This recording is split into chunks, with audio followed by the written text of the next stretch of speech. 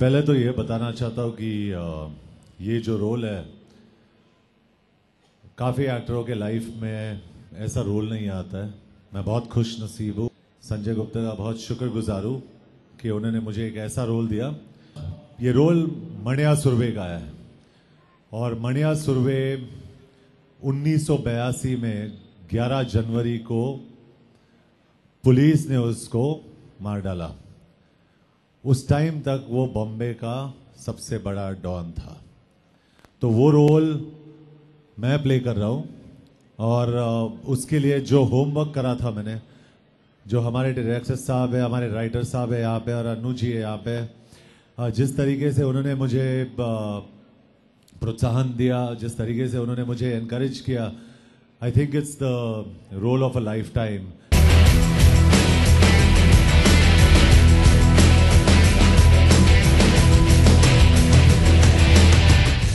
ये फिल्म जो है मेरे दिल के बहुत करीब है क्योंकि गुप्ता साहब और मैंने साथ में इसको शुरू में कंसेप्शलाइज किया था।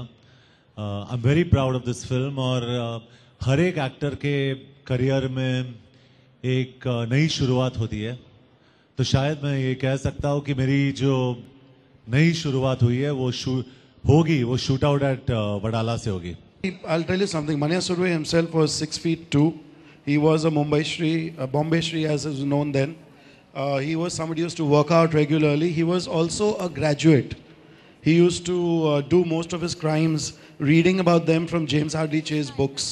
So that's the kind of charismatic character he was. And the first question that I was asked, जब मैंने ये फिल्म एकता को जब सबसे पहली बार सुनाई और मैंने कहा कि हम ये करेंगे, तो एकता का भी मुझसे सबसे पहला क्वेश्चन यही था कि जॉन मनिया सुर्वे कैसे करेगा. And that was, that was the first question asked, and I said, leave that to us. Because ये film from conceptual stage, John और मैंने साथ में इसको कंसीव किया, इस पे काम किया, कैरेक्टर पे काम किया, और जो यही इमेज जब बीच में बॉम्बे टाइम्स के कवर पे आई थी, and the response we got, people were shocked to just see that physical transformation. So yes, that is something which, I credit it to him.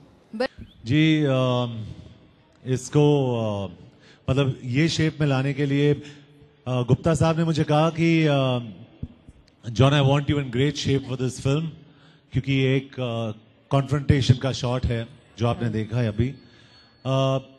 5 या 6 महीने लगे मुझे करीब उस बॉडी टाइप को लाने के लिए, and I think it looks pretty decent. ठीक है।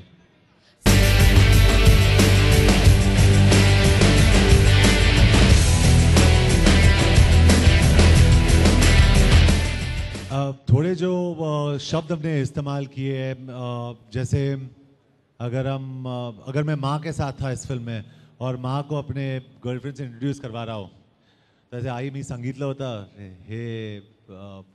हे विद्या है, तो ऐसे थोड़े बहुत शब्द हमने बीच में बोले just to give the authenticity of the character. ये मराठी फिल्म नहीं है, हिंदी फिल्म है, but it is very important to get that. और जिस तरीके से एक महाराष्ट्रन मराठी बोलता है, तो उस तरीके से ही बोलना बहुत ज़रूरी था।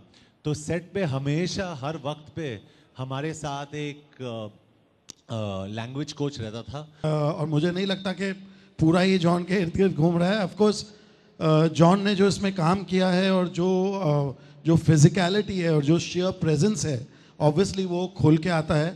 लेकिन अनिल कपूर, मनोज बाजपेयी, सोनू सूद, तुषार, बाकी सब भी हैं और बहुत बेहतरीन काम सब ने किया है।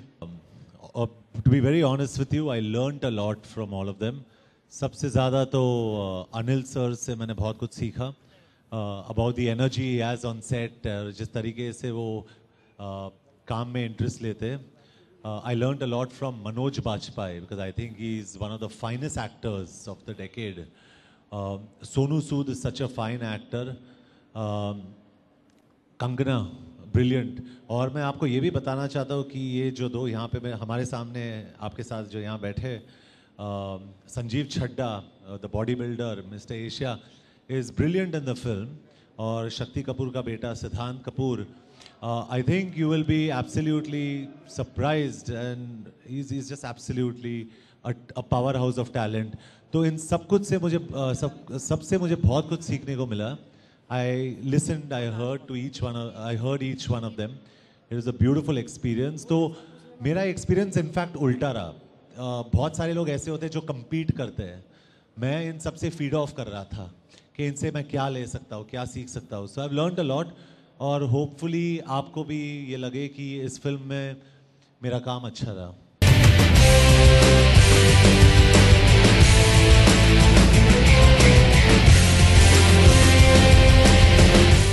आई थिंक ये जो गैंगस्टर्स पे फिल्में तो हर साल कुछ ना कुछ आती हैं, लेकिन ऐसा होता है कि कभी कभी कुछ फिल्में बहुत ज़्यादा चर्चित हो जाती हैं इवन जब वो बन रही हैं. And I think shoot out at Wadala is one of those films also because shoot out at Lokhandwala बहुत चली थी, एक सक्सेसफुल फ्रेंचाइज है. सो शायद उसका भी असर है, तो लोगों को उम्मीद है कि एक अच्छा प्रोडक्ट सामने आने वाला है. I think Shootout at Vadala will be one of the two biggest hits of 2013 for sure.